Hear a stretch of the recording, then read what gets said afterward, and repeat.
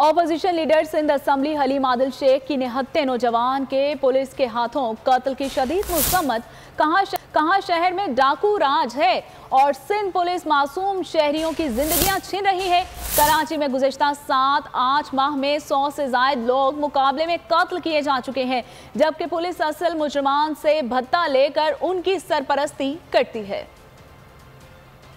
डाकू क्योंकि डाकू खुद पुलिस के छोड़े हुए हैं, उनको तो मार नहीं सकते। फिर एफिशिएंसी दिखाने के लिए और आंखों में धूल झोंकने के लिए मासूम नौजवान को कत्ल कर दिया गया, जो कि बेचारे का कोई क्रिमिनल ना रिकॉर्ड ना उसका कोई जुर्म, सिर्फ इसलिए कि चूंकि डाकू आजाद कर रहे हैं। पिछले 7-8 महीने में तकरीबन 100 से ज्यादा लोग मुकाबले में कत्ल किए जा चुके हैं। हम इसकी भरपूर मजम्मत करते हैं।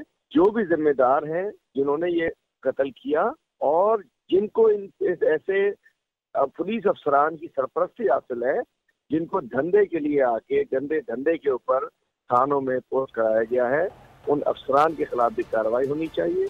मैं इमरान खान हूँ, आप बोल्ड न्यूज देख रहे हैं।